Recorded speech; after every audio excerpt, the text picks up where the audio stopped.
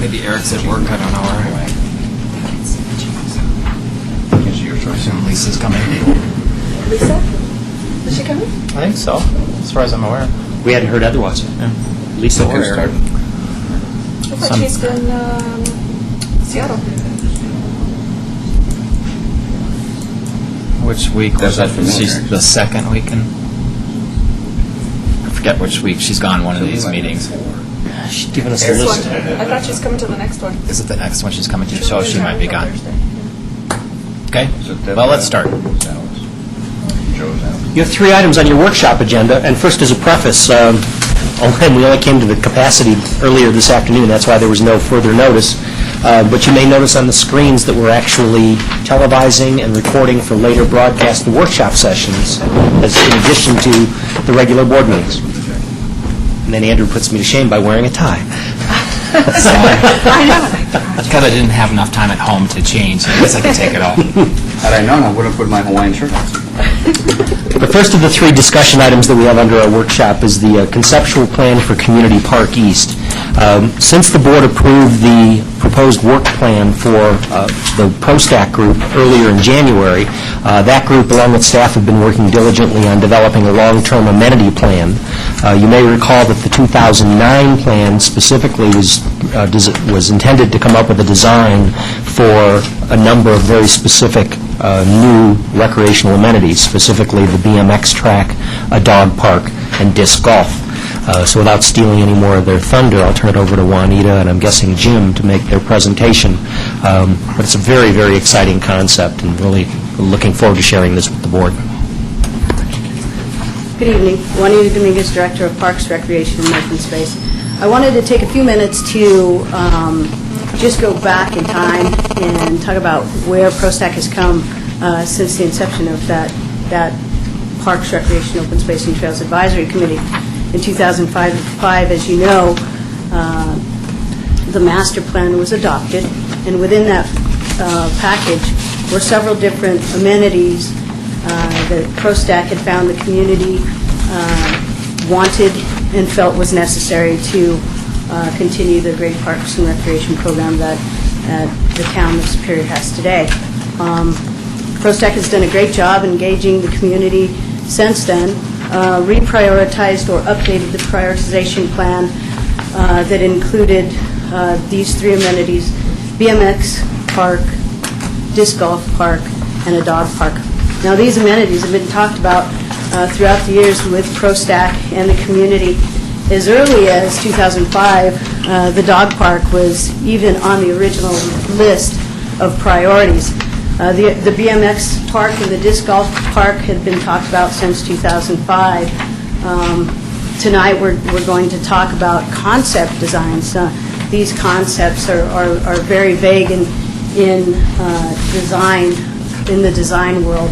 The next steps, of course, would be to, if the board sees fit that the committee continue, go into the design phase and talk about specific amenities within the amenities that we're talking about tonight.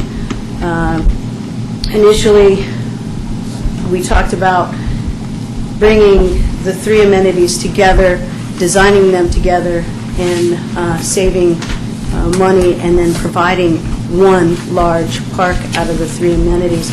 As you all know, there is not much space in Superior, but there is a great space east of what we call Community Park now, east of Rock Creek Parkway, between Broomfield, and also between the areas of the wastewater treatment plant and Horizons.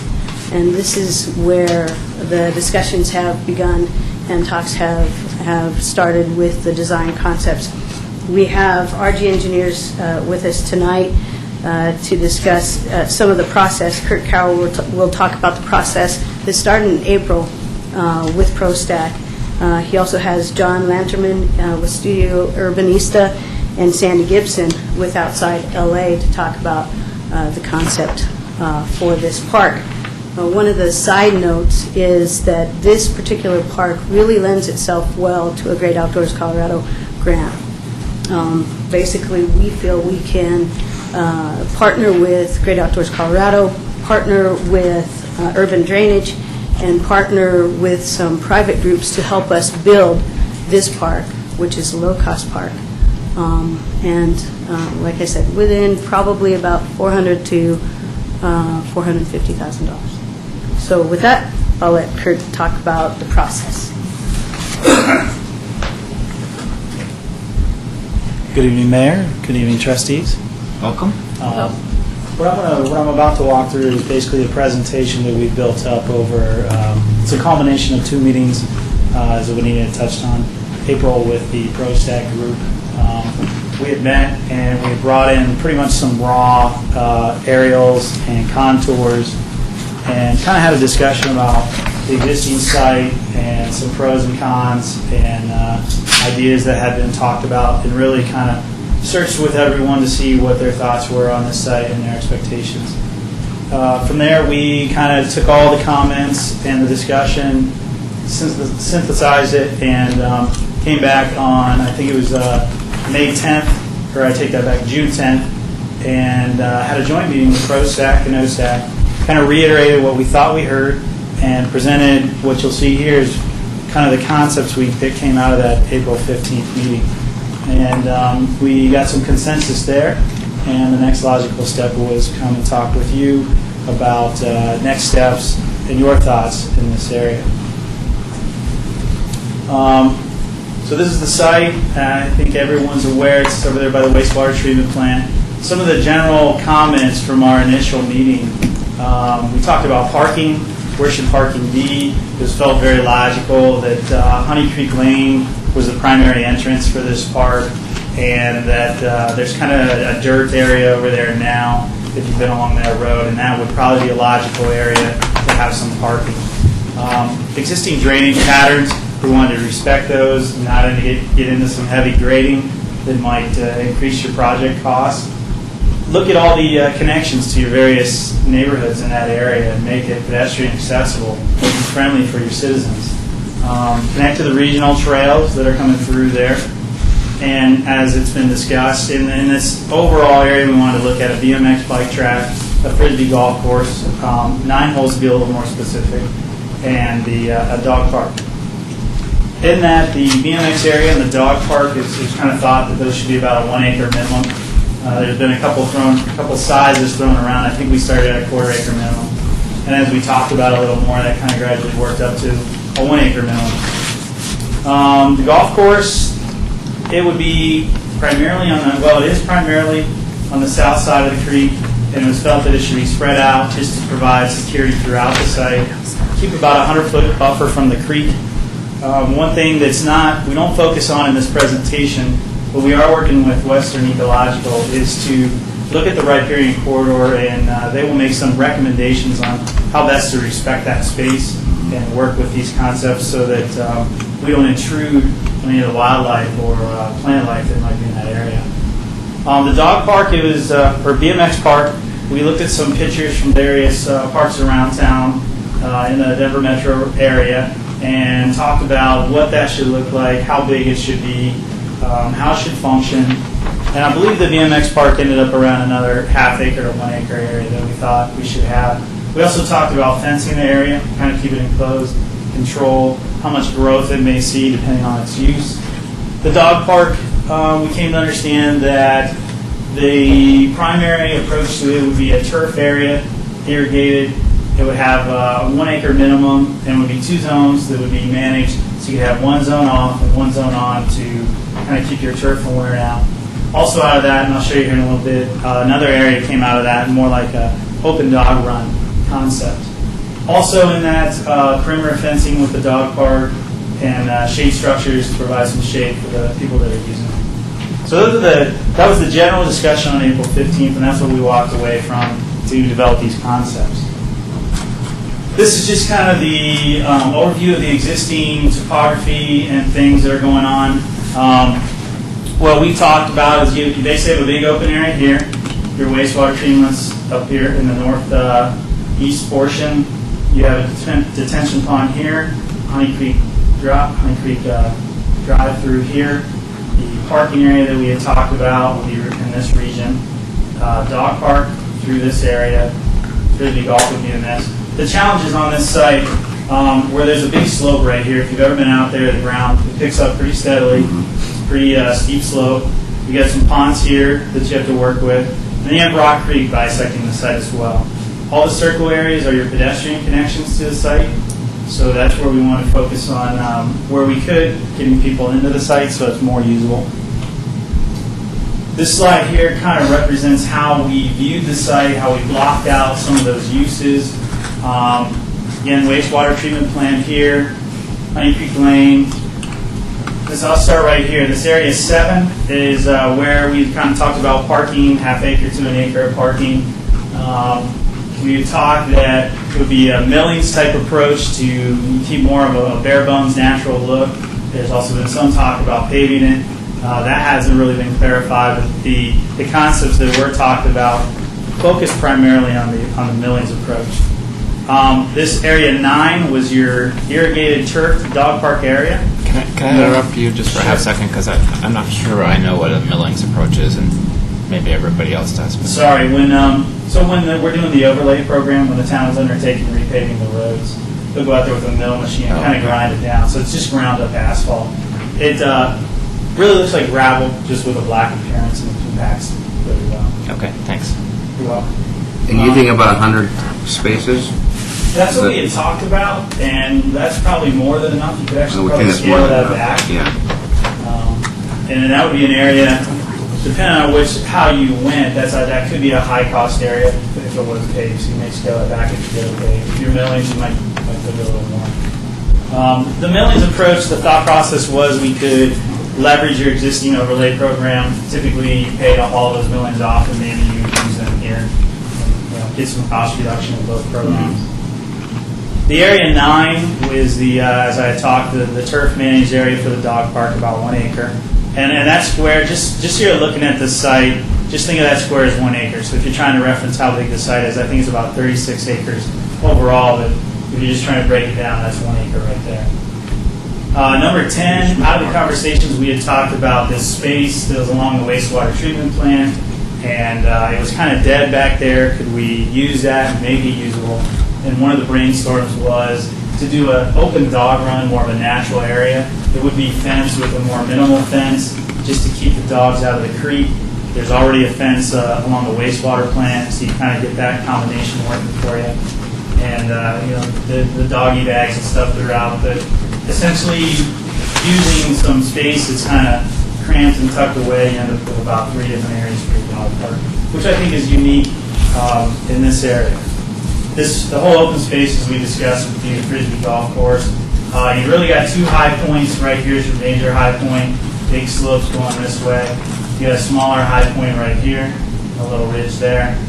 And then the last major component was the BMX track, which we show over here. We show it straddling the creek. We had originally talked about having it in this area to the west. However, there's some slopes there that kind of reduce the usable area. So what we came back with was perhaps we straddle the creek or jump to the other side where it's a little flatter, a little more manageable, gives a little more usable space. And then finally some kiosk signs just to identify that this is a park you're coming into, these are the uses that are available, and orient you to what you're coming to. Going through each of this is just the general overview. You can kind of see the layout here on the 9-hole golf course, kind of showing the flow through some things. It's really an iteration of the last one. Most of these slides are just kind of little picture descriptions of what it might look like. The dog park will have like a ball pin type approach. We talked about having that as concrete. Split rail fencing. Your golf course will have some signage. These are your standard golf course baskets.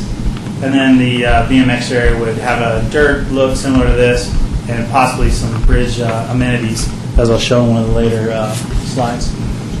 This is the Frisbee golf course.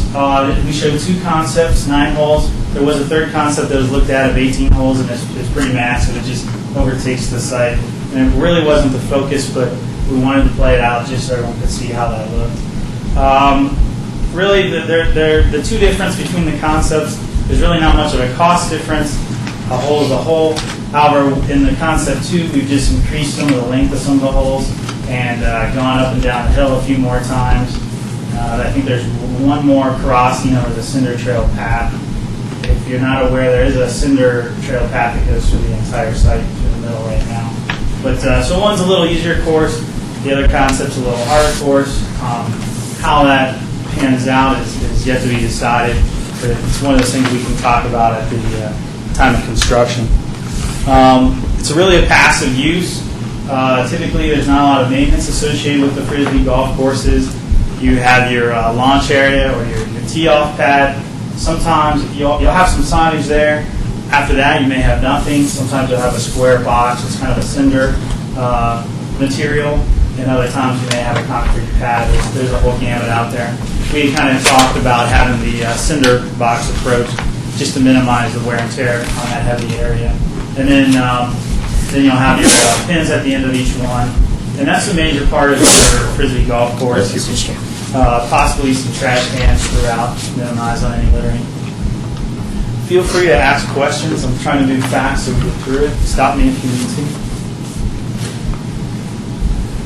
Two concepts for the dog park. Really, the big difference is one has the irrigated area along the creek, and then one area kind of has all the irrigated area and a square that you kind of got to get through the irrigated areas to get to, or I should say the turf areas, to get to the open dog run area. I think the general preference that came out of that last meeting was to have the irrigated turf areas along the creek. The thought process there was that there would be less erosion, less wear down, and therefore probably, even though it's manicured turf, protect that riparian corridor a little better from erosion. Through here, you have a ball pin, and so it's a gate system. You come in and kind of isolates you, and you can go either way. One side would be locked out, as we discussed. And then again, the open dog run area and the turf area would have some seating and shade structures throughout. That's a general concept on your dog park area.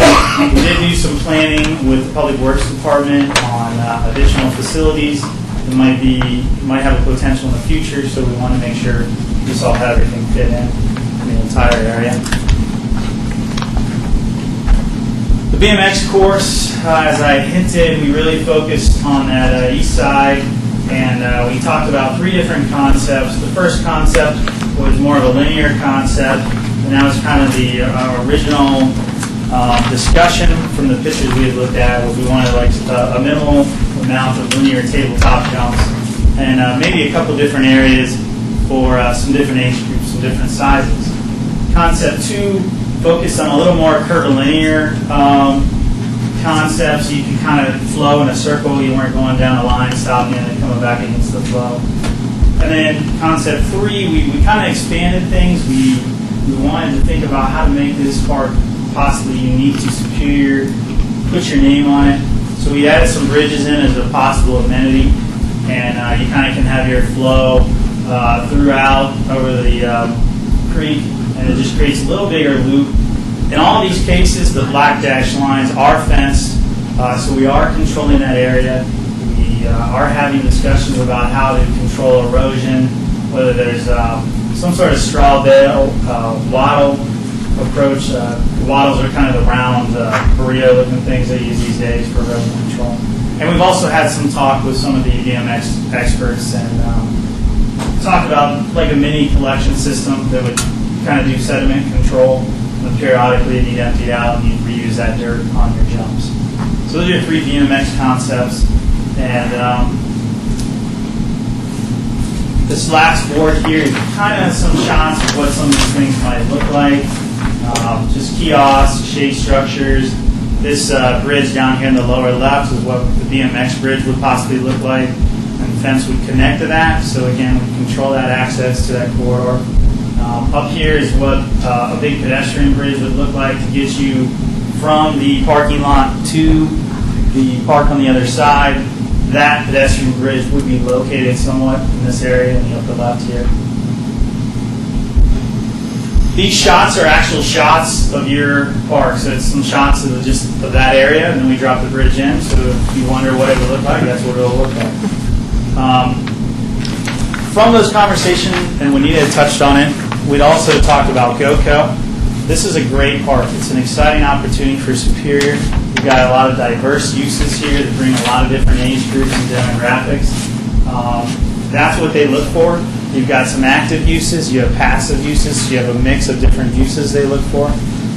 And so we had talked about really going big on this and really going for the whole vision and submitting that big vision approach to GOCO for some consideration of funding for the town and really leverage the budget that you do have over the next couple of years. Another partner in this, we had a meeting with Urban Drainage and Flood Control District last week. They are going to do some maintenance work and restoration work throughout the Rock Creek corridor. They have done some work from this lower left side up to about this point where the number 4 is in the green, and they're going to do more work all the way through. So we've talked to them about, hey, how many drop structures are you going to have? Where might they be located? Can we get some synergy going and locate a drop structure with the bridge? They were open to that, and in fact, they said they would prefer to handle that part of the project.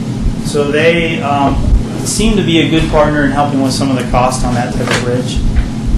And then we've also talked about several volunteer groups helping out as well. So with that, that's a quick, the process we went through, the concepts we came out of, and I'd be happy to answer any questions that you have. And anyone that was at any of the meetings and I missed something, feel free to speak up. I'd just like to reiterate one thing, John Lantern from Studio Urbanista. Could I have you just at the mic? Just, thanks. Okay, Sorry. John Lantern from Studio Urbanista. On this, we have some pretty different uses, so it's really how we begin to put the puzzle pieces together to minimize these conflicts. And also something Kurt was talking about a little bit that's really important is we have some pretty intense uses on both sides of the stream corridor. So we're pretty sensitive to how that design, how we can do that to really maintain water quality, how to minimize impacts on this. So by a lot of massaging and looking at different options, we've come up with this as a really good solution, but a lot of these specific design details and solutions are yet to come, just because we're not there yet. But that is in the front of our minds, and we have paid attention to that, and this layout does, at this level, address that. Just want to point that out. Great, thanks. Anything else? I do. Questions? Dana? So one of the things on the dog park that it was listed in here is considering both leash and non-leash areas. I'm not sure I understand the concept of a leashed dog park. If you could explain what that would... I think we had talked about, I think the leash area came in where there would be a, this number 8 is, we would program that along that corridor with some additional benching and then just kind of areas for people to relax, and that would be more of a leashed relaxation area, sitting area, passive use. Okay, so it wouldn't be fenced? No. Okay. And then, as far as the manicured lawn area for the dog park, isn't that pretty difficult to maintain if you just have, with the lawn and the watering and all that sort of, I mean, I really haven't seen, I guess, any dog parks that have done that very well. It seems that they all kind of end up turning to dirt eventually. So what would be the benefit maybe of not just having a gravel park? Yeah. That was the main thought process between the split is when this half-acre northern portion is open, this would be closed, and then this grass would be healing. To let it run in. So you alternate that. There is potential that this open dog run area, that has potential to get worn down to the effect that you just brought up. But that's why this area was here, to hopefully that'll take a lot of that heavier use and you can alternate. Okay. And I like the idea of having both the more natural run and I am concerned about what effect that might have along such a large area of the creek, and that I believe is the area that has trees along it as well, what effect that might have on the wildlife there, because that's also, I know, something the people above that enjoy. And as far as noise from dog parks, what how far out do you typically consider that there might be some issues with noise? You know, in this area, I think you have enough open space surrounding it. You've got the wastewater plant. I think a lot of your noise, and then you even have the highway over there, there's really a lot of white noise going on, and I think that's going to mute a lot of what you have. You'll find dog parks and open areas to very urban environments. I don't know if there's any set rule as to how far away it should be. I think the spot you guys have is a great spot because you have the white noise, and it's kind of space that you're not using optimally now.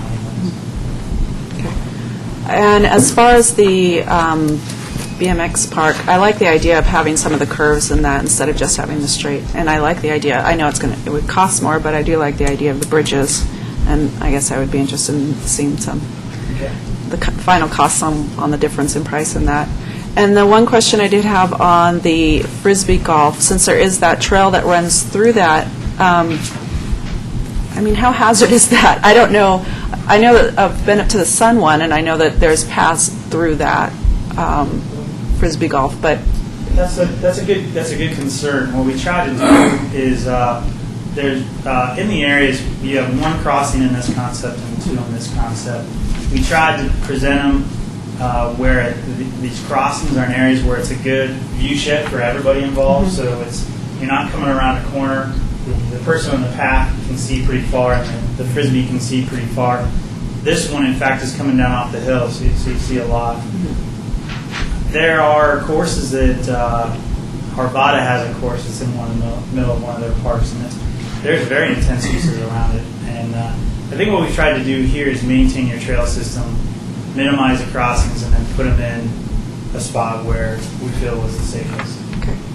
And as far as the maintenance on the Frisbee golf, since that's, well, depending on prairie dogs and things like that, and whether there's weeds, and is that something that's going to be left in a natural state? I mean, what is the maintenance for that? The current philosophy was a low maintenance, native look. You may need to do a little bit of mowing in this thought process. Like we've had so much rain right now that's grown up a little bit. But overall, we view it as more of a low maintenance, passive use. You'll have some, like I said, areas around the pads and the tees and the baskets where it'll get worn down, and some trails may get formed. We've also talked about having some small crusher fine trails kind of lead you through just to maybe create a primary path to minimize that wear and tear. Okay. But really passive. Elia? Overall, I love the plan, just right off the bat. A couple of questions and comment. For the BMX, I agree with Trustee D'Souza. I like the Concept 3. It might be a little bit more expensive, but it's a little bit more exciting, too, especially for older teenagers. Yeah. But I had a question about the placement of the BMX. It appears that it's as close to Rock Creek Parkway as you can get it. And what's the reason behind that, as opposed to, let's say, putting it farther east, closer to the Broomfield side and away from traffic or visibility that way? So having it in this area Yes. here versus this area. There were two concerns. One was security, and the second was water, to provide some water down to that site.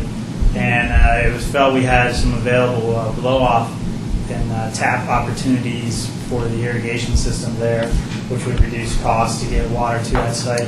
It was also felt putting it right here. You got a good high point along South Creek Parkway, and you could look down into the site. So from a security standpoint, it would be easy to see it from the road. Those are the two major thought processes in putting it in this area. It certainly doesn't exclude you from putting it here. You would maybe take away from some of that Frisbee golf openness, and you would have to shift some of those holes in a little more confined area. And there's some more corners and stuff there, so that's the thought process for that. One other thing about locating it there, it's pretty intense use, and there's a lot of activity. By locating it where it's shown, it's adjacent to, it's kind of the end of the parkway system through there. It's easy access, it's very visible, and also it might appear closer, but when you're out on the site, there's a substantial distance between the road and the location of the park. It's also down lower as well.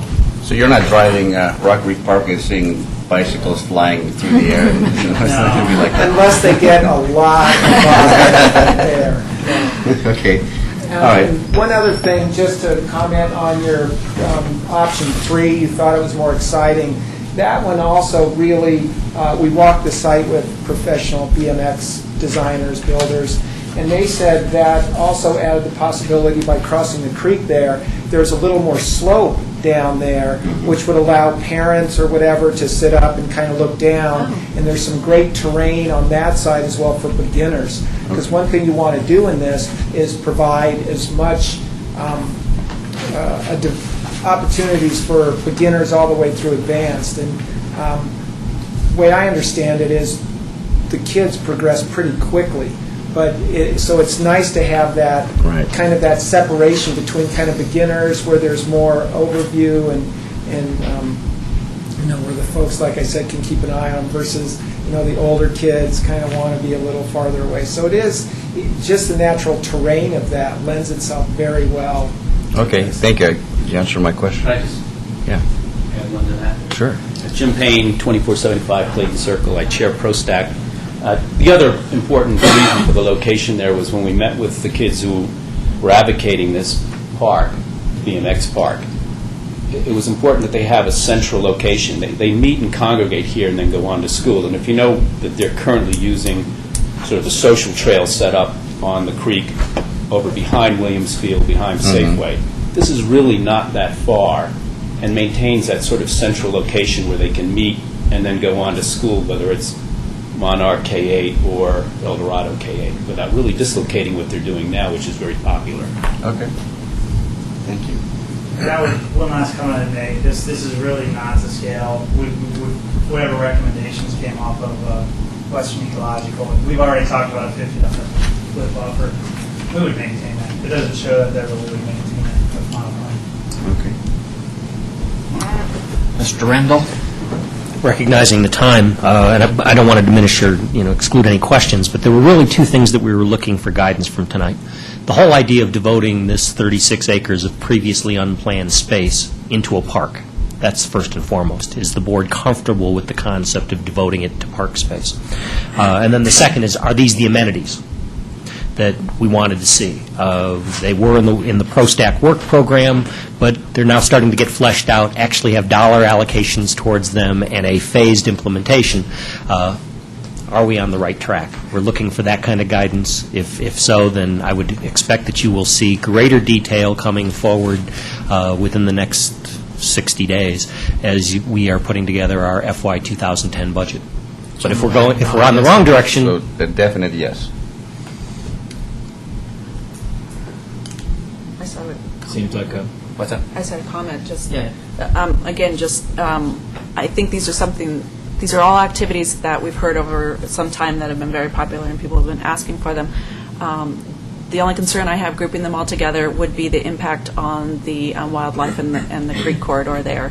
And so I'd like to make sure that's something that's considered carefully. But other than that, I think it's a great idea. Okay. All right, and next, said you had two. those were the two. Oh, those One, are the two. are you comfortable in devoting the land? Oh, Two, are those these are the two. amenities? Sorry, okay. Okay.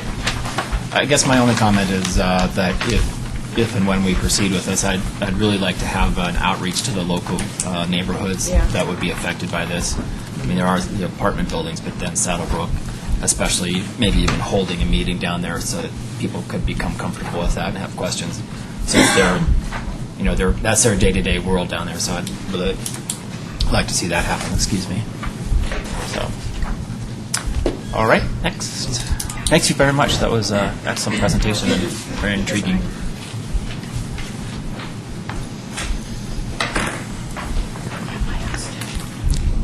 This is Parks Rec and Open Space Night. The second item on your agenda was a follow-up presentation on the initial report you received about two months ago on what is being referred to as the Superior Lifestyle Weekend. So, Juanita, you want to lead that off? Last time we met, we put together Superior Lifestyle Weekend, which incorporates the Old Morgul Bismarck as the main feature of the event, and talks about bringing a Superior Lifestyle Weekend with an art show, food expo, and of course, a lot of fun for the family. We've updated the proposal and really looking for guidance tonight. There are a couple things that, next steps that we'd like to take. One being going out to bid for a race promoter director, and the other getting a date solidified and put into the USA Cycling magazine in July. There are a lot of information in your materials, revenues and expenses. Really just wanted to open it up to the board for questions. So it looked like the timetable is pretty aggressive, like next week we have to publish. Yeah, it or that's what I something. say, July this year? Right, and one of the thoughts when we initially looked at this, the board's goals being to provide a new regional event, looking at the 2010 calendar and the actual Morgul Bismarck being its 25th anniversary, thought that yes, that would be great if we could do it. It is a pretty fast-track situation. We could understand if the board felt uneasy and wanted the group to go back and really evaluate this and talk about the possibility of the 2011. Is it a bicycling faux pas to publish that something's going to happen and then retract it, or, I mean, would there be a downside to that? I think the downside is if we published it, you're out the $750 in publishing it, and I would suggest that it was not published unless we had a race promoter hired, and that's the piece that could get pricey. Okay. Questions or comments? And the out-of-pocket cost, it looks like, was $250,000 for the first year, if I remember my reading material correctly. For the first year, and there's some offsetting revenues that would be generated. And again, we took a very conservative approach to that, looking at some of the revenues that could potentially be generated for such a race and such an event. Again, like I said, we're very conservative. We looked at possibility of $34,000 in race registration revenues and a total of $144,000 in revenues the first year, looking at the potential of $31,000 coming from sponsorships and grants. And again, you know, looking at the Morgul Bismarck, everyone that I talk to is they understand what it is. They would love to race it themselves. The racing industry, as you know, have talked about bringing bicycle racing back to Colorado. Governor Ritter and Lance Armstrong had conversations about, you know, bringing something back to Colorado, and we have information that tells us that it's either in a Morgul Bismarck type atmosphere or in Vail. So those are the two sites that the racing industry, we believe, is looking at right now. So just along my comment line, I think that, I think that you're aware that I think this is really cool, love every aspect of it, would like to see it come back, loved watching it when I was a kid. I think it would be a great amenity for the region, but, you know, when we're talking big chunk of change, I think that we have to have some more time to digest that. And I think, one, to be able to say, yeah, go out and publish it next week without understanding the finances of that to some greater degree, I'm a little concerned about that. Mr. Mayor, if I Mr. could. Randall. Understand and completely support that whole notion of not wanting to bite anything off without knowing the full ramification. We've had some discussions internally, and as you know, we're already starting to have recently begun work on our 2010 operating budget. Was working under the assumption personally that we know that there would need to be a level of subsidy in order to get this thing off the ground. To what degree? The numbers that you were looking at was looking at roughly almost $100,000 for the first few years of an annual subsidy in order to make this thing what we all aspire it to be. I was personally looking at a goal of something less than that, probably $100,000 in the first year, but cutting in half in second and third year and being self-sufficient by its fourth. If that's the case, and if the board was even comfortable with that level of subsidy, 100, 50, and 25, and then self-sufficient, we're still talking $175,000 over the course of the next 3 years, which are still big numbers. But that's the order of magnitude that staff is looking at in the current budget that we're putting together for you. So I would throw that out. Is that a level that you think might have some tolerance? Does that, how confident are you in those types of numbers? I mean, I guess from my perspective, sure, that would make a lot of sense. I think that we probably would gain that back in additional people coming and shopping, and so I think that we could potentially recoup a whole bunch of that sort of indirectly. But the question is, are those realistic numbers or not? We're still drilling down. And I have the same, not reservations, but same questions that in terms of the validity of both the revenue assumptions and the expense assumptions. The other thing that we were building into the prospective budget for presentation to you first part of August was that if the board made the commitment, this isn't new money, but effectively what we're saying is, you don't have a contingency. First year, the contingency, this is your contingency, and a reduced contingency in years 2 and 3. As you know, it's been our practice the last few years to try to set aside $100,000 for unforeseen expenses. So that was my way of trying to manage it, that you'd have zero contingency in 2010, $50,000 contingency in 2011, $75,000 contingency in 2012, having already obligated some of it. So I just throw that out there as a order of magnitude and a method of financing. And would there be any downside to making the first year somewhat less formal, not public, maybe not putting it in the official cycling, whatever calendar, but just start it out more informally and go from there? Would there be a downside to that? Not so much a downside. In fact, one of the things that we've talked about is maybe having less of the ancillary fanfare. The 25th anniversary showing of the movie, the bands and the food court and maybe the art fair, and just maybe gearing it exclusively to the cycling activity and the various, the Dirty Bismarck, the Morgul Bismarck, some of the community events that we're talking about having over the course of 2 and 3 days. But if you want to get the world-class clientele, the legends of cycling, the Finneys and the Le Mans and the like, and then the newest tier to come in, I wouldn't short it, I guess. If you wanted to cut back on some of the things, let's not have the Battle of the Bands, let's not have the food courts, let's not have all of the ancillary things turning it into a multifaceted event. Let's focus it just on the bicycle and then build on that in future years. Well, I don't want to take all of the time here, but I'd love to see this come to fruition. I don't want to put the town into bankruptcy because I don't understand it. So I guess that's where I'm at.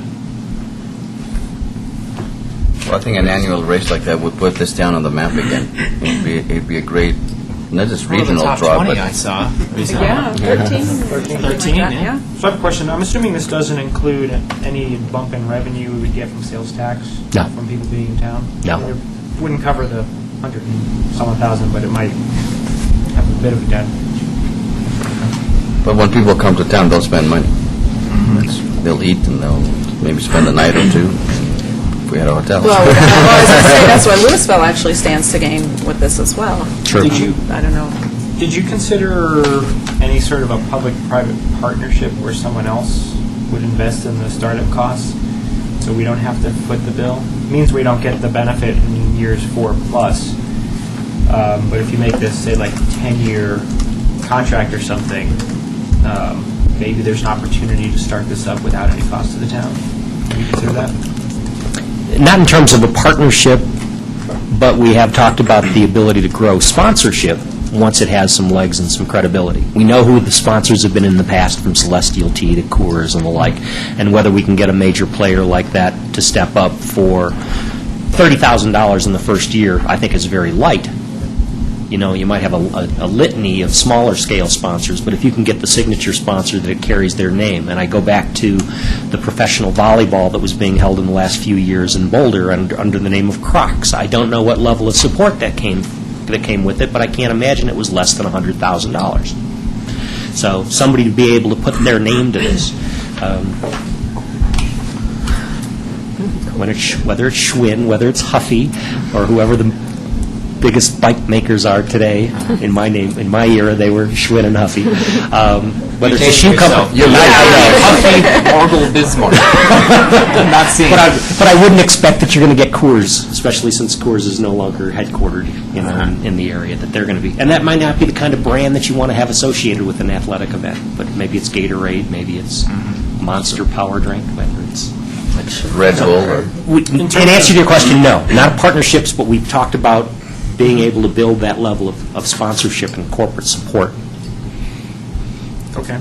In terms of the timetable, does this have to be published on the cycling calendar as the first step before anything else? The deadline for the calendar is July 20th, and that would be the way to get those individuals that are in the racing industry here. That calendar means a lot to the USA cycling industry, and making sure that they plan their events appropriately and that we've got a slot that makes sense.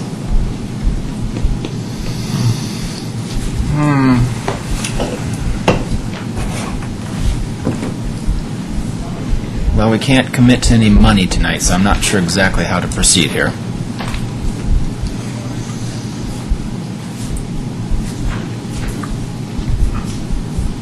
And there's no obligation of money, but I would suggest, one, that we go ahead and publish, because as you indicated, the worst thing we have is a little egg on our face if we have to pull the plug after we've published, and the risk is minimal. Two, there's a lot more flesh that needs to be put on the bones in terms of both the validity of all of the revenue and expenses. I think it's a great first shot, and a lot more than what you saw 60 days ago. But if we can have another 45 to 60 to wrap up some of these, talking to more prospective race directors, getting greater guidance on the kinds of things, the legitimacy of these costs. I have real great confidence in a lot of them. I mean, I know Steve Cullen from the Sheriff's Office has been involved, so we have a good number on our traffic control, and I think we have a good number on our rentals, but I'm not sure about things like the adequacy of the prize pool and whether that's going to draw the world-class attendees or not. I don't have the same level of confidence. Are we going to have how many people are going to get in, and how much are they going to pay to get in? Those kinds of things. And I think if we could have a little bit more time to firm those things up. $750, is that what I heard? Yeah. That's the risk of proceeding. Yeah. Well, that's one risk. The other risk is that we look like we're running a flim-flam operation here, so I'm hoping that that's not the case. So, and we really think that this is, we feel confident that, I guess it would be CDOT. If I remember the race course correctly, it was Marshall, 93, 128, back to Marshall. Is that sort of the course? I'm seeing a general head nod. Yeah, we've talked to individuals in the industry that ran the races back then, and individual CDOT and Boulder County Sheriff's Department, as well as Colorado State Patrol, those kind of things. So we feel confident with those issues. So that is the course, and we think that we'd be able to do something on really the problematic area is 93, I think. And, Marshall, I think that we could, do something there, and McCaslin, I guess I forgot that part of it. Yeah.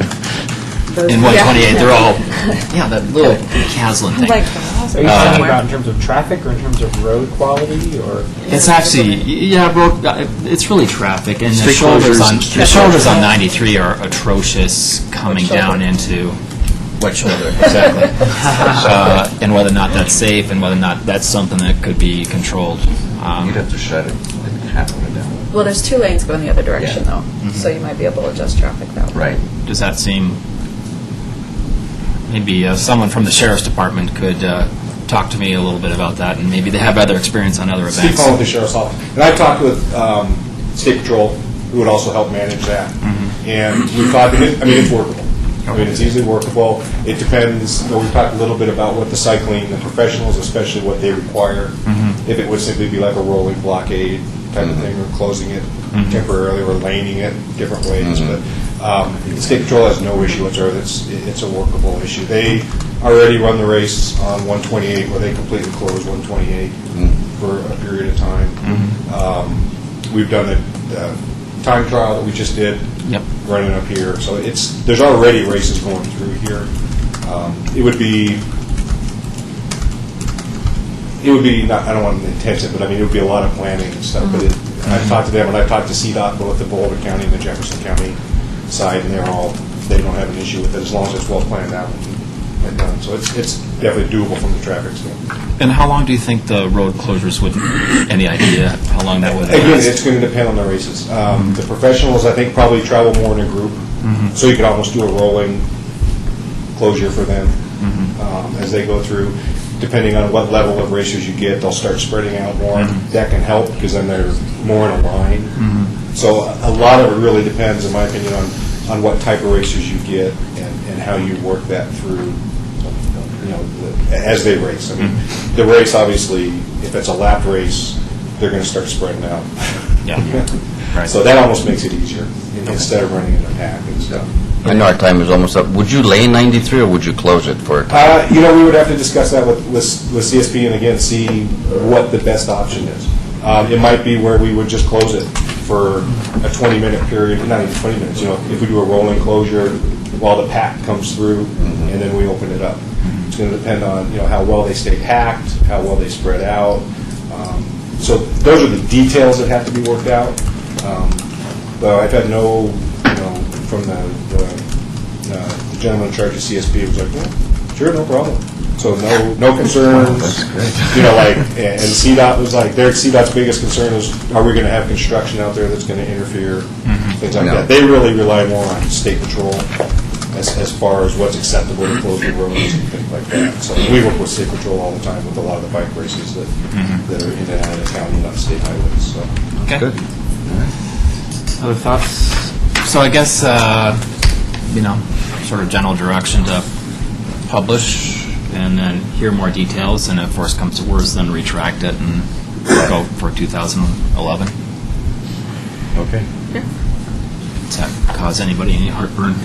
Just a little. Just a little. It's like, I think the risk is worth the reward, but for me, I'd really like to see it push to increase the revenue year one or decrease the cost. I think we need to bring that a little more in line.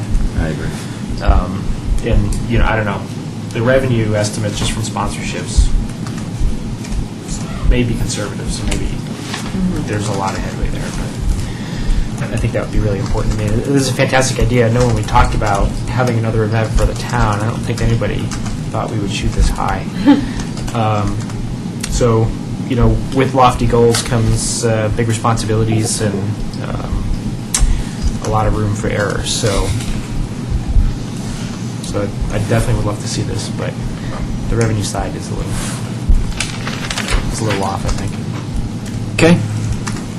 Well, it's exciting, so I hope it can come to fruition without bankrupting us. So that would be great. I don't think it would bankrupt us, but you get my meaning. You have a third item on your workshop session agenda, two options. One would be to take it up under reports. Yes. That is the McCaslin Interchange Landscaping, or to reschedule it for 2 weeks. But since we have such a light agenda, we'll deal with it in 15 Is it minutes. time sensitive, or? No, other than the fact that the city of Louisville will be considering their side of the interchange tomorrow night. There are some budget implications if you want to proceed, and how it fits into your 2010 spending plans. Let's spend some time during that meeting, at the end of the meeting, to do that. So that'd be great. All right, a couple of minutes and then start the next meeting. Sounds good. Okay.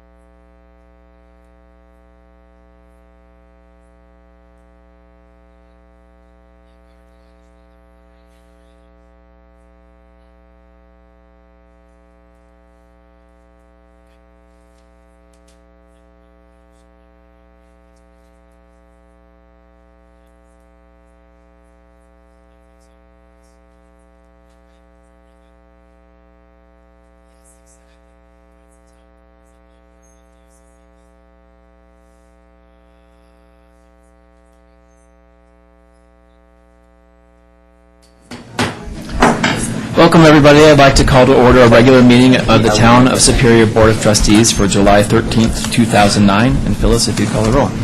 Sure. Mayor Andrew Muffo, Here. Mayor Pro Tem Lisa Skumats, Trustees Joe Cirilli, Dana D'Souza. Here. Lydia Gregores. Here. Eric Rosenfeld. Here. Deborah Williams. Town Manager Scott Randall. Here. Town Attorney Kendra Carberry. Here. Town Clerk Tulsa Hurton here. All right, with that, item number 3, approval of the agenda. It's not really a change, but we'll have during the manager's report, the remaining items on the work session to be discussed, which are the landscape improvements and July 27, 2009 agenda. So, any other comments? Then I'll entertain a motion to approve the agenda by Trustee D'Souza, second by Trustee Gregores. Discussion. All in favor? Unanimous. Thank you very much. Item number 4, presentations, none. Item number 5, public comment on consent agenda and non-agenda items. Anybody? George, you have to at least come up. He's begging you to come up. Introduce yourself. Good evening. I just want to refresh your memory, George Tucker. Refresh your memory, we got a pipe to put in from 5th Avenue to 76th Street, not quite to 76th, that drains all the water off of Sagamore. Have you let that slip back of your mind or forgot about it or what? We're going to wait for somebody to do it for us free. Okay. But I don't seem to be panning out, and I think that it's the town's responsibility to see that line's finished. You know what I'm talking about, the drainage line. The answer is no, it's not on the top of my memory bank, and I'd be happy to talk about it in the future. I just can't answer it because I don't have any. It should be. You were here when it was done. It's surprising. I don't remember absolutely everything over the last 12 years, so I should be happy to yeah. talk about it some more. Is this the one going to his property? I'm not sure. Maybe if we put that line in, then we can get Cold Creek fixed like we did the south end of town, is what Okay. I'm trying to say. All right. You've done that. Put a line in and fixed it, supposedly fixed it up. So maybe we can get Cold Creek ground and done right. Okay. And you know what, that's a source point. I am aware of this, yes. I'm going to ask you a question. Trustee D'Souza.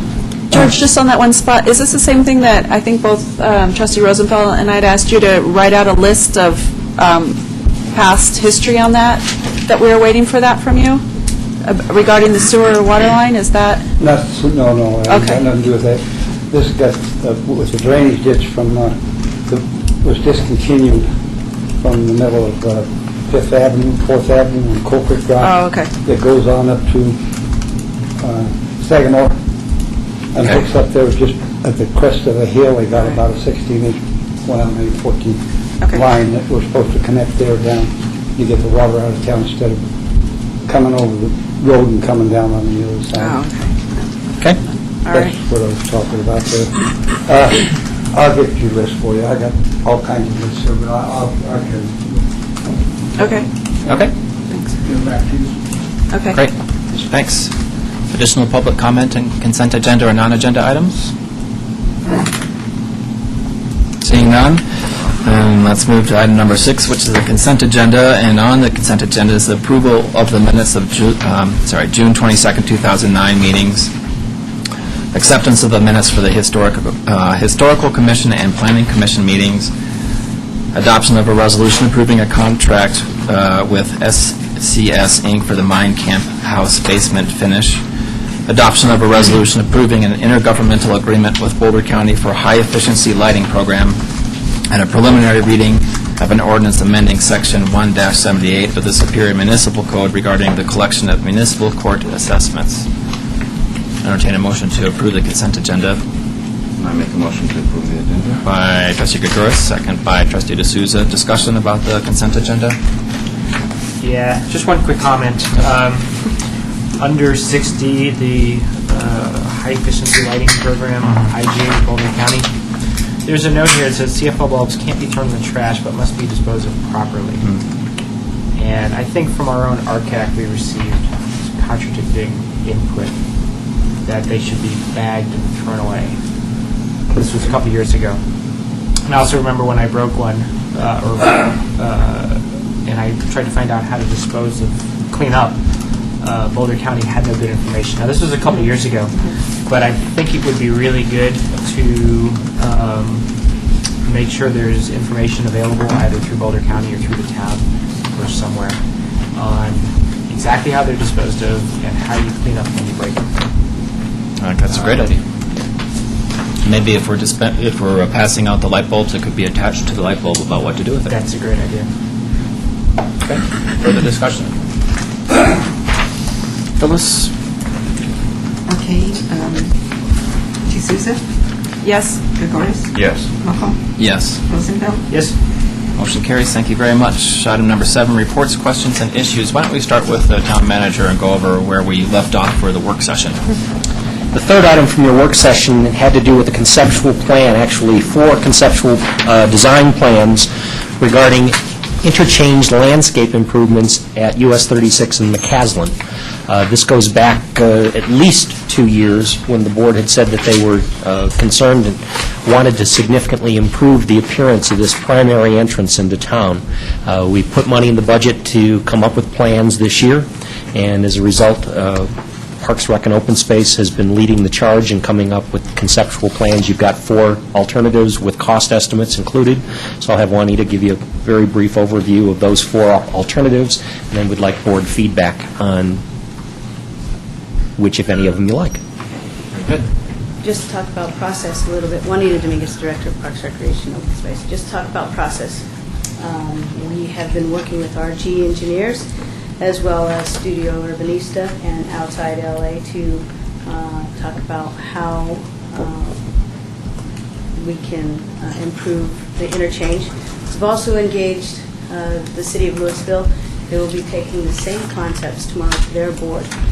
What you'll see tonight, Studio Urbanista and Outside LA will show concepts ranging from $40,000 to approximately $400,000 for improvements. These are improvements specifically to the town of Superior property. So with that, I would like to introduce John Lanterman and Sandy Gibson.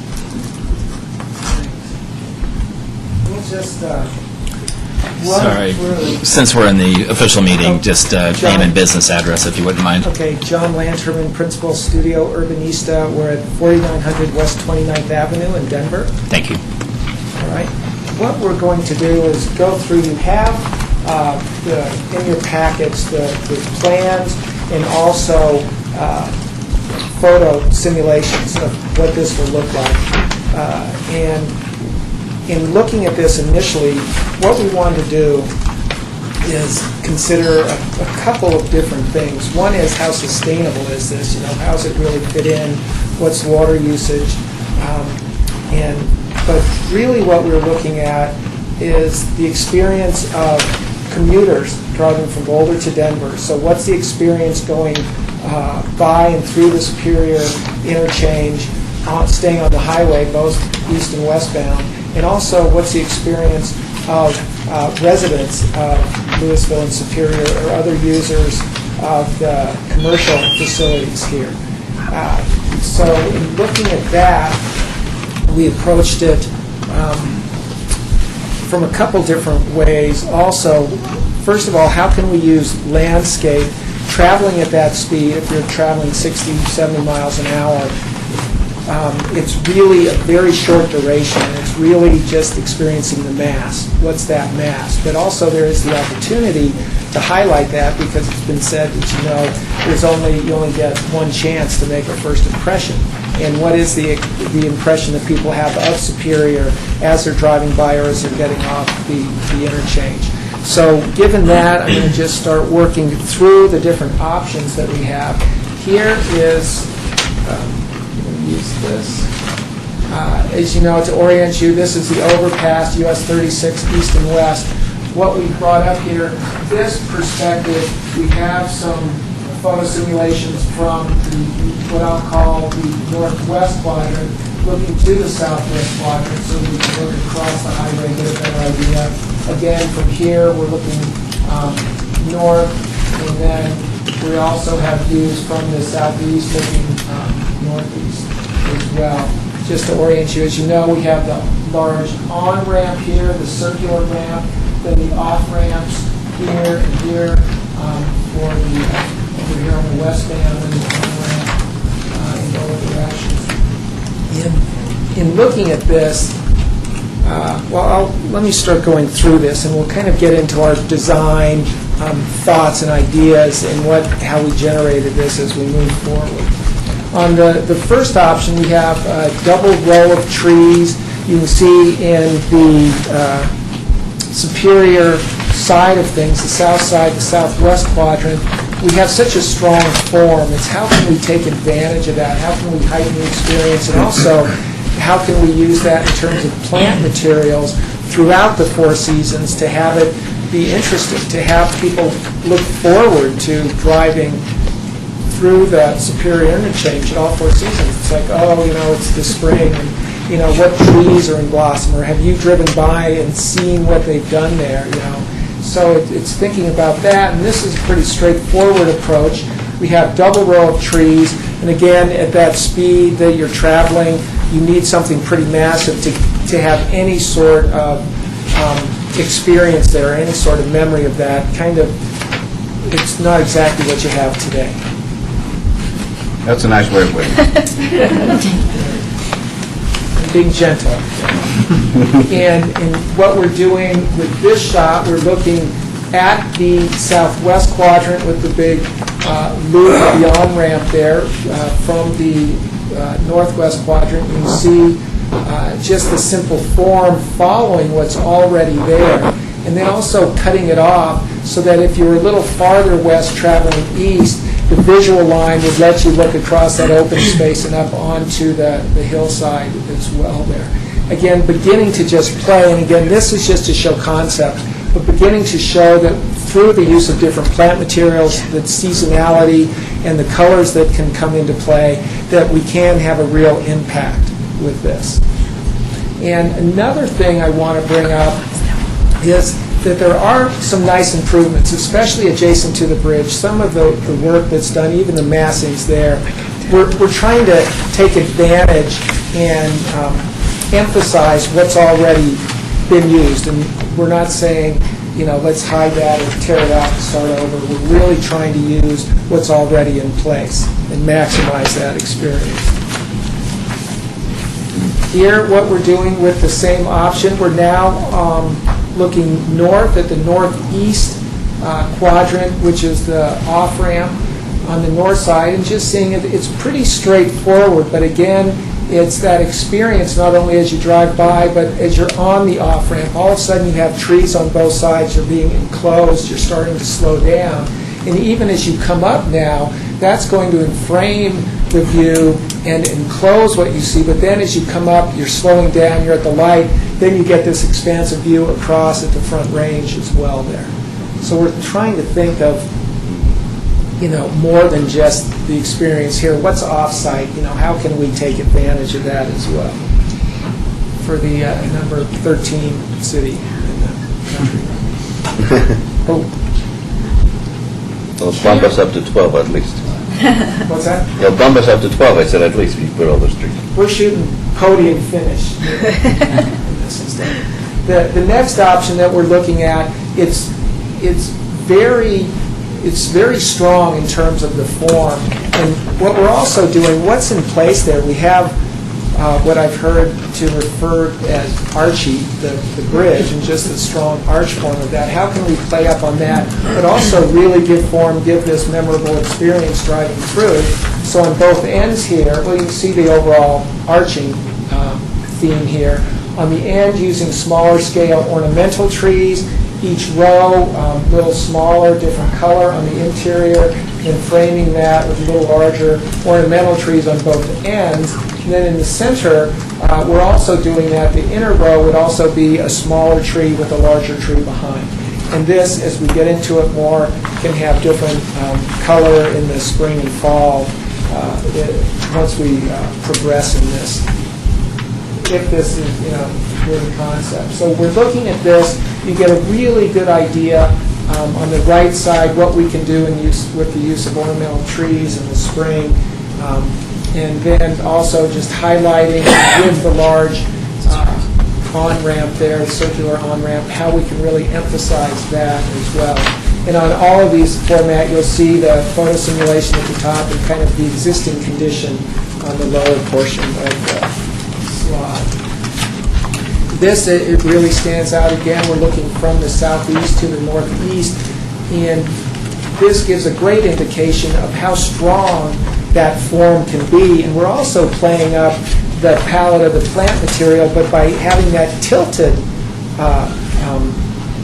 canvas, so to speak, and by putting that circular form on it, you really can see that, and it's a great opportunity to do that instead of just using, as you see on other interchanges, just more of the linear approach. We're really trying to emphasize and do something different, something that's a little more memorable at this interchange.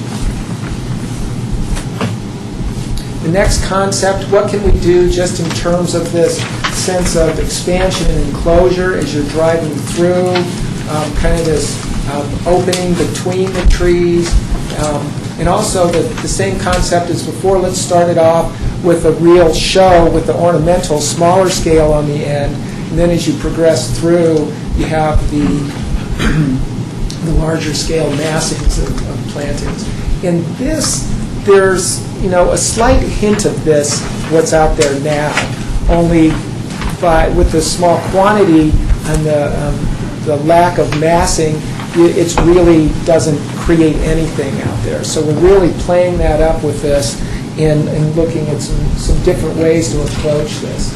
Again, you start to look at this, you get an idea here of how those massings work, how you have the trees blocking views, and then in between opening up views as well. Here it really comes out well in terms of the experience from the highway, but also the off-ramp.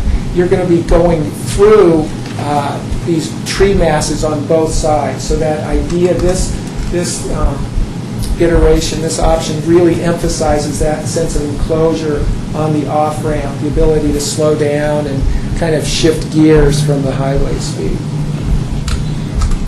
And initially, where we are now, we're showing $40,000.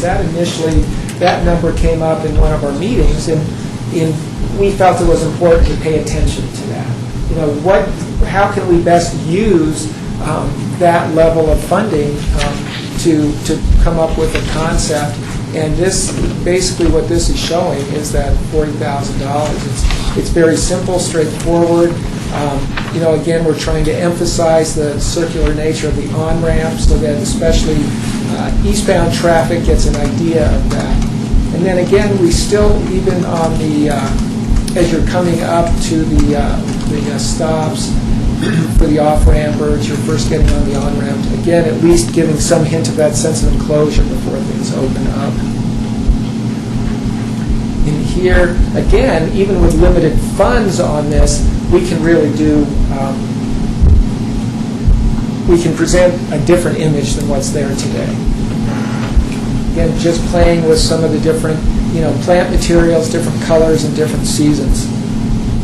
And again, it's all reflected on the budget, but you get the most bang for your buck using trees.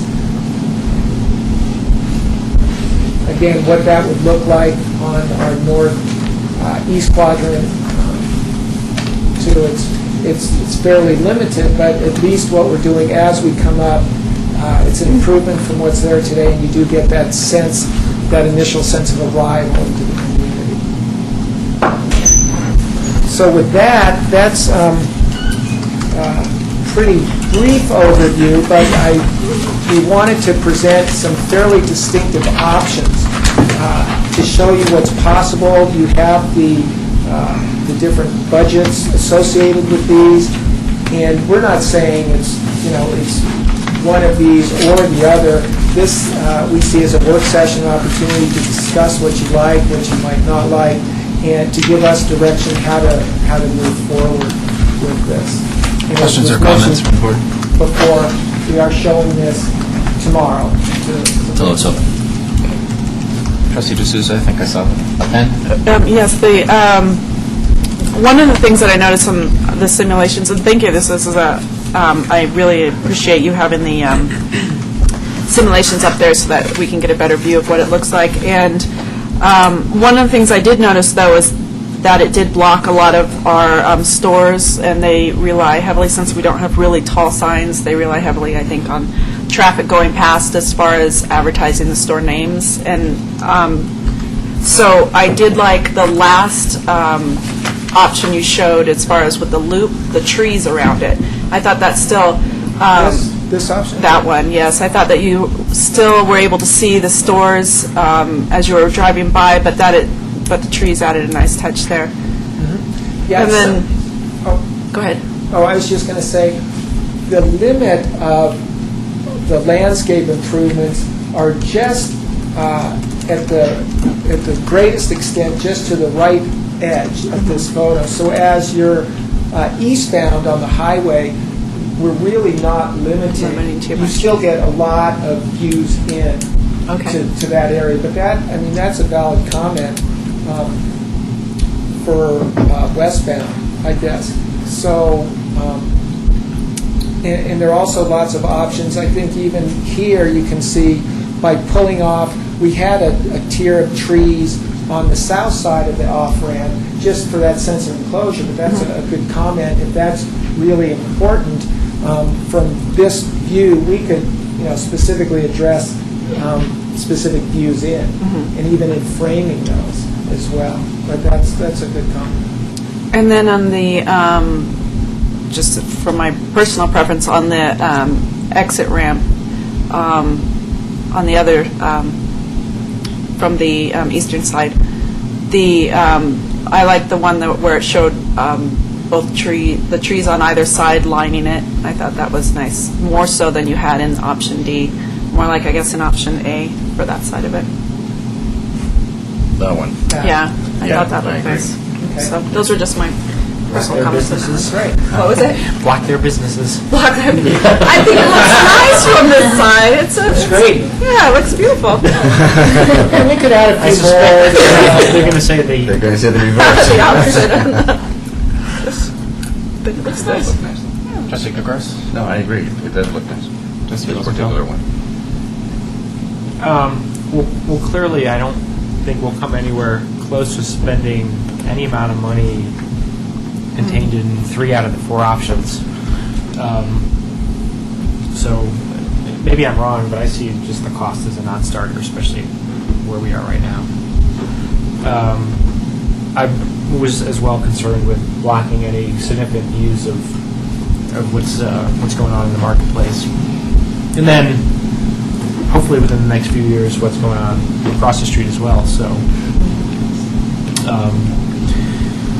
I'd have to get a better sense of how the kind of views are obstructed. I guess if you're approaching from either the east or the west, you're going to see what's there before you hit the intersection. So maybe the views really aren't an issue, as you noted. But I'd still like to become a little more comfortable with that. I don't know. This is all contingent upon Louisville deciding to spend money too. So I personally wouldn't spend a lot of money or even spend a lot of thought on this until we hear back from them tomorrow.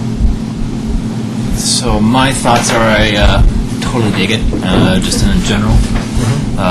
The money's an issue, so one question is, would this be coming from the SMID? Yes. SMID budget, and do we have revenue from that would support something like this? As currently configured, your SMID, your Superior Metropolitan Improvement District, which paid for the improvements to the interchange, and our banking monies to pay for the Phase 2 improvements, which are the basis of our interchange committee meetings with Louisville right now, it's based on a 35 mil property tax, supplemental property tax within that geographic area, and a .16 sales tax. You're accumulating huge sums of money in there. And that money is being banked right now to pay for our share, roughly $5 million, for the Phase 2 interchange improvements. That money has no sunset. It continues. So, yes, you have the ability to undertake, and it's not just because it's free money, but it's unobligated at this point after your Phase 2 improvements. Okay.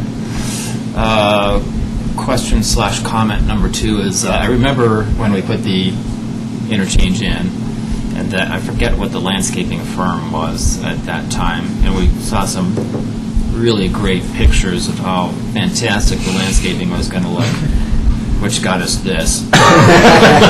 So, comment number one is it been installed like it should be? Is it performing like it was presented? And if it's not performing like presented, why? Any ideas of why that's the case? Or is it just the trees look big on the initial simulation and in Colorado, they never grow that big until 50 years from now? And once again, I'm not pointing fingers at anybody in particular. I just really want to understand what that issue is. Yeah, I think initially with the interchange improvements at the time, there were a lot of simulations that were just great, beautiful, wonderful. Mm-hmm. That's not necessarily what was installed, not necessarily what is out there now. So that causes me some consternation that somehow we need to make sure that when things are installed, that when they're on a diagram, that they're installed correctly, and that we actually go out and do our little punch list to say, tree X, Y, or Z is not here. Why is it not here? So just as a general, town-wide operations in general, not just the interchange. So what you see is actually what you get. Yeah. Yeah, I'm not sure that it wasn't necessarily what was contracted was not received. It was lessened due to the fact of, Money or whatever. costs and things like that. It just didn't get installed the way it was presented. It wasn't necessarily, again, I think it had a lot of different budget constraints, and it just didn't get installed. And, of course, it wasn't paid for either. Okay. Number 3 is, I assume that we have irrigation water out there. Don't want to be drilling underneath the highway to put water out there, so. Yeah, one of the benefits is a lot of the expensive ticket items here are in place. Irrigation's in place for the, for all the quadrants here. And so what we're looking at is really taking advantage of the infrastructure that's in place, and now you could begin to, get some more juice for what's being done. And also, one thing I'd just like to say, having done work for a long time, I would encourage you to look at creating or letting us help you create what your ultimate vision is and what that really looks like, and then being able to phase that in, but so that as initial improvements are done, that's how much money you have available, instead of just saying, this is it and we're done, because you might not be, you might be feeling like you're feeling today about the improvements that are out there. But if you phase it, but it's part of that bigger plan, and even if it comes in over several years or whatever, then I think you're going to be much happier and be proud of what you were part of creating there. So that's just something to... So comment number 3 is that we have a psychic connection tonight about my comment number 3, which is maybe we could phase these things over time and see how it performs. There we go. And then I love our friends over in Louisville. Would love to see what their input is. And but then again, I want to do what's right for the town of Superior. And if they say, nah, I'm not interested, I might be interested even if they're not. At least for our side of the highway. Side of the highway. Yeah. That's true. So. All right. That sounded really funny, like a big horse on one side. They could be 13, we could be 1. That's my thing. exactly. To respond to that, Yeah. tomorrow we are showing it to Louisville, but you can have impact on your side, but Better there on both really are sides. 4 quarters to this. Yeah, you're right. You're right, yeah. And just in terms of landscape concept, I like the ones which are spread out a little bit along. We don't want a forest like just in one quadrant. I think actually sort of moving down the highway and having things along the way makes more sense, whatever that plan is. So, Okay. what are my thoughts? Anything else from the board? Public comment George? about that?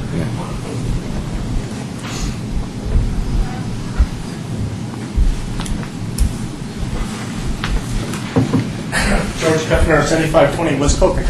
It's really pretty to the eyes and stuff, but if we plant this many trees, how many cold spots are we going to have in the wintertime for ice and snow conditions? Due to the traveling speed is probably going to be a little higher. I mean, it's beautiful, but is it going to be far enough apart so that we're going to have some pavement heat, you know, to get rid of the ice? Yeah, you're right. That's a good Okay. Good thing to think about. Thank you, George. Also, there is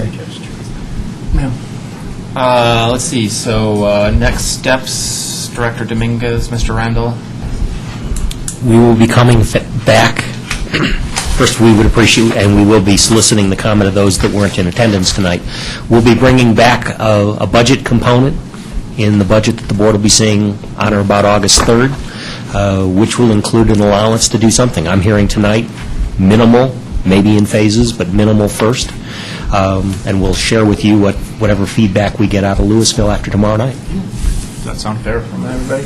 Yes. Okay, excellent plan, once again, totally dig it. So I hope it actually comes to fruition and doesn't look like the plan that I saw 10 years ago. I think that's what drove it, was that your personal disappointment with what ended up out there versus what see those pictures. some of the pictures Yeah, you might have I seen. don't think I have them anymore, but they look good. So, Quickly, a couple of items. thanks The next very much. The next agenda, the items that we currently have on the next agenda for your meeting 2 weeks from this evening will be the second reading of the ordinance that you saw earlier this evening regarding the collection of court fines and assessments. We are currently out for bid on street sweeping.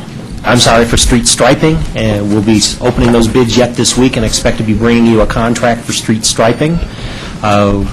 We will be bringing back an extended contract for street sweeping based on our previous provider. A couple of items that aren't listed on the workshop agenda. We received today the draft intergovernmental agreement between the town and Boulder County, amending the roundabout agreement, increasing it by up to $120,000 to pay for both lighting and pedestrian crossing.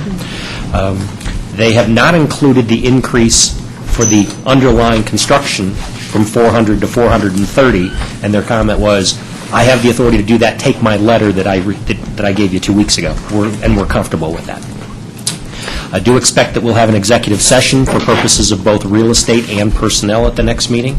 And at the workshop in 2 weeks, at this juncture, I expect to have a conceptual plan review for a partial town center development, and we'll be bringing back to you the next phase of the home rule plan, both a timeline and an educational program. Okay. Three other items, I guess, I had for you. First, sounds like everybody had seen or had heard about Money Magazine. Our kudos to our neighbors across the way on the city of Louisville, ranking as the best small city in the United States in which to live. Wasn't until I read further down in the article to find that the town of Superior ranked 13th in that list, a very prestigious position, and I believe the first time that we've ever hit the list. It's interesting comparing the numbers in terms of housing values and high school test scores and all of the rest. I'm not sure why the ratings weren't reversed, but they are what they are. And the last item I had for you was to let you know of a personnel action I received today and accepted a resignation letter from Mr. Hawkes.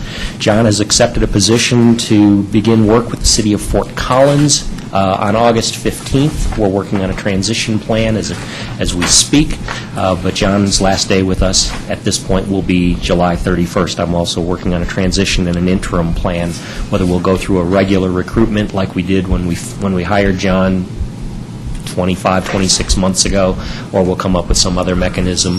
I'll be advising the board on that in the days ahead. That's all I have. And with the executive session,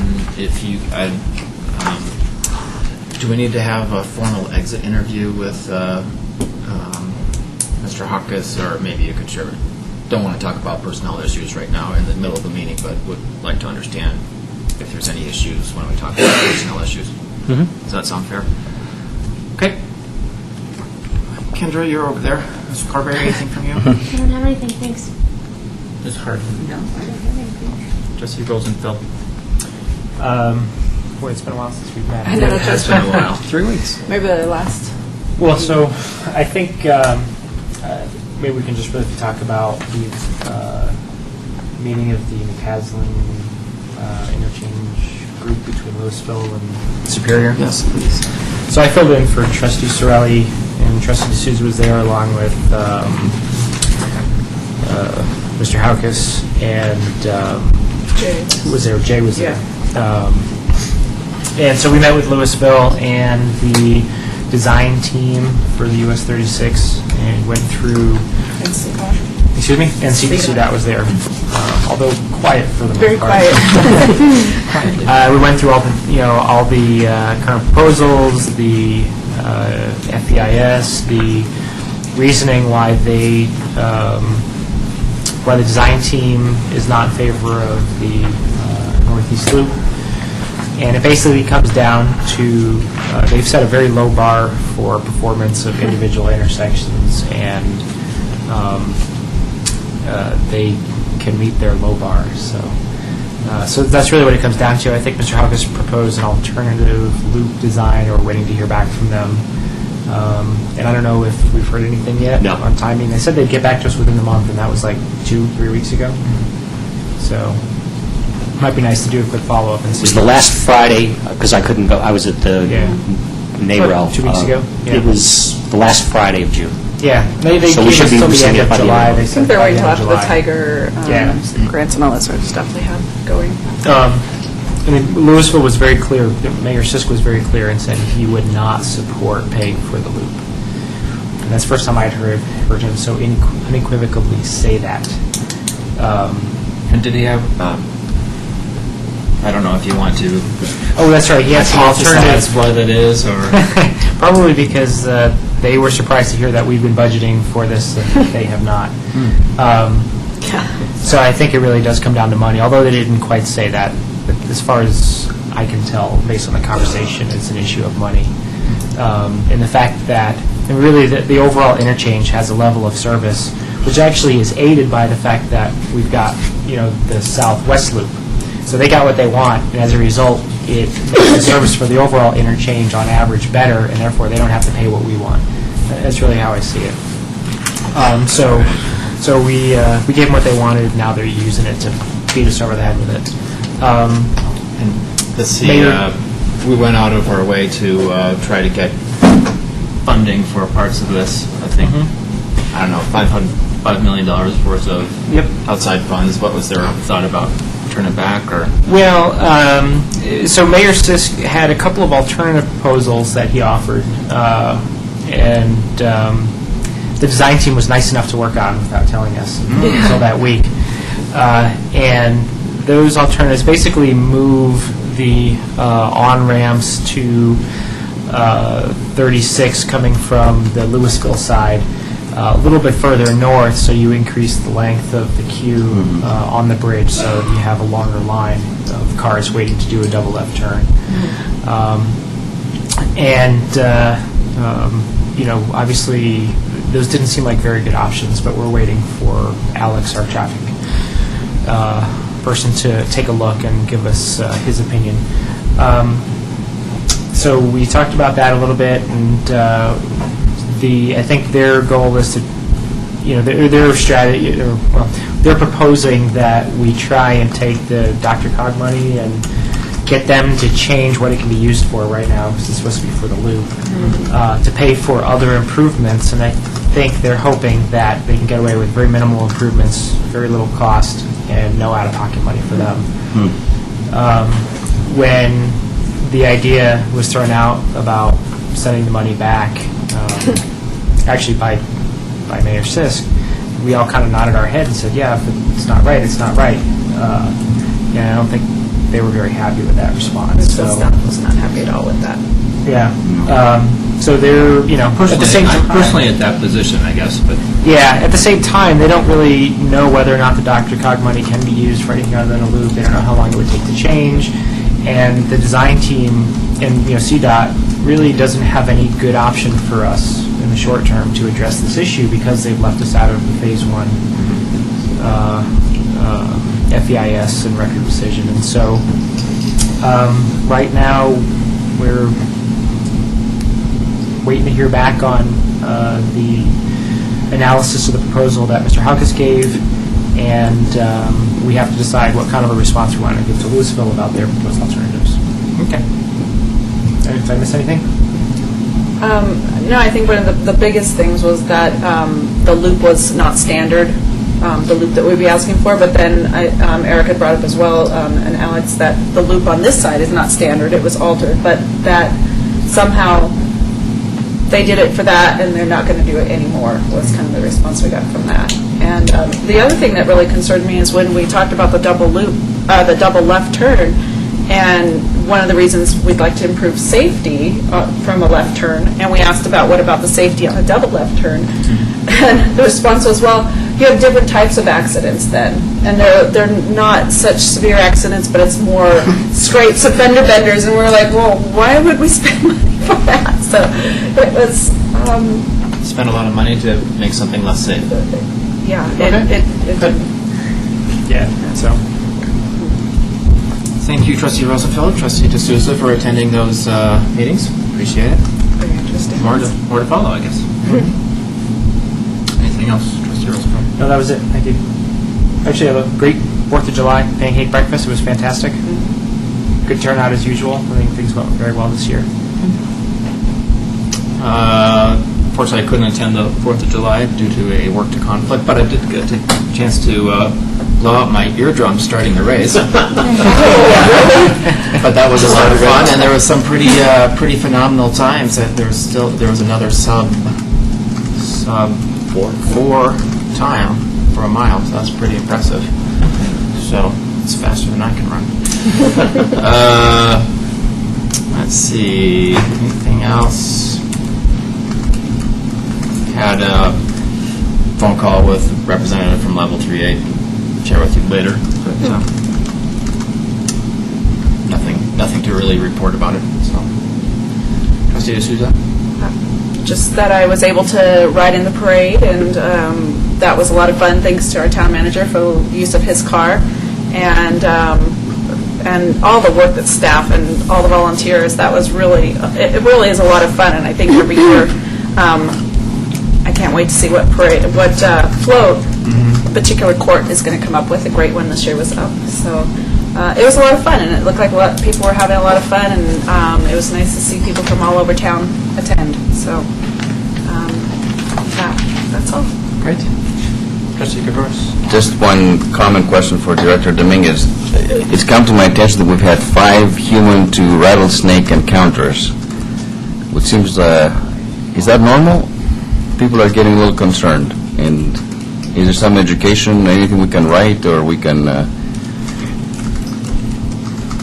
up in Rock Creek, it's been 5 different people, so. 5 different people. I'm not aware of all 5, I don't believe. I've been aware of 3. Okay. During this time of year, we do put additional information into our newsletter on our website. We have information available at the rec office as well.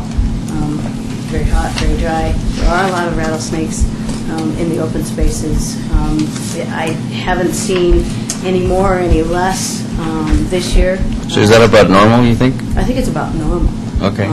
Maybe they all came at the same weekend, seems like. I think also with the grasses high from all the rains and everything, that there's a lot more They're brush hiding out more. there, and so people really need to be careful when they putting their foot somewhere that they can't see. So that's No bites, but still, it's kind of scary for, But we have the dog. We have the dog. the dog, Yeah, yeah, that but was a not bite. humans, right?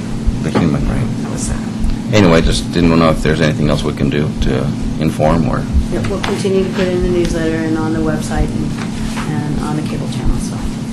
Okay. Great. Thanks. Mr. Randall? 3 items that I forgot from the digest. The budget, as I described in the digest, we've been through the process once. We've distributed preliminary numbers back to department heads late this afternoon. We'll be going through an appeal process later this week. We are on schedule. The board and the finance committee are scheduled to receive their complete 5-year budget recommendations no later than Monday, August 3rd, and we're on schedule to do that, so I wanted to let you know. Paving project has commenced, very few complaints, very pleased with the level of communication that has gone out, including door-to-door flyers to say what streets are being done in advance. The Scarifying north of Colton is virtually complete. Some of the paving has already commenced. The prep work south of Colton, including the curb gutter sidewalk replacement and some of the spot patching. It seems like we've gotten a lot of interest. Why are you patching my street to repair it? Well, the educational process to fix the sub-base so that the patch, that the resurfacing holds. And then the last one that I had was the solar installations. We shared with you that the solar installation was completed on Town Hall a week ago. It was completed on Parks and Rec on Friday. They're now moved to the fire station. I don't believe it was completed today, and then we'll move to the 2 pools. So, making progress on those installations. Have you noticed how the meter is running, one way or the other? No, but we've tasked Matt with that, wanting to make sure that we're budgeting properly for the appropriate credits or reduction in consumption as a result of the solar installations. Great. So actually, Mr. Rosenfeld. can I Yeah. get my turn back? Indian giver. No do-overs. I'll gladly have a turn today for a hamburger on Tuesday. There was a bunch of discussion over a couple weeks ago about where we were with our blog and the format and stuff. And I never heard anything from town staff or any follow-up discussion, whether we want to get together as a group, Deb, myself, anybody else, to kind of work through this. But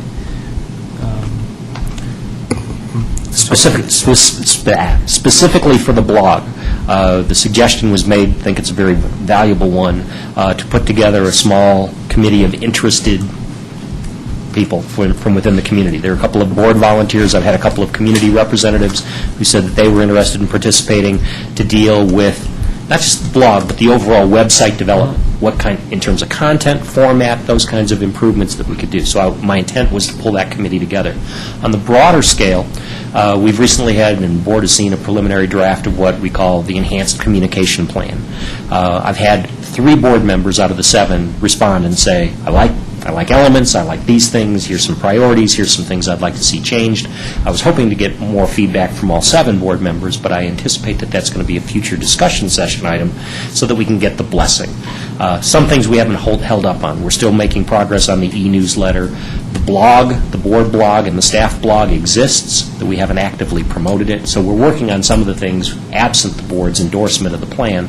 And even tonight, the idea, and I think you missed the comment, tonight was the first time we broadcast, and we will be able to rebroadcast the workshop session. I only became aware of our ability to do it about 4 o'clock today and said, rather than, let's do it.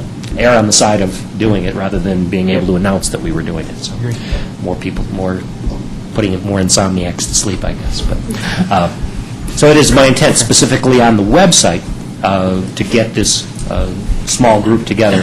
And again, I think I've got 5 or 6 people that have expressed interest in it already. Okay, great. Thank you. Okay. Anything else to come before the board? Seeing none, meeting adjourned. Thank you very much.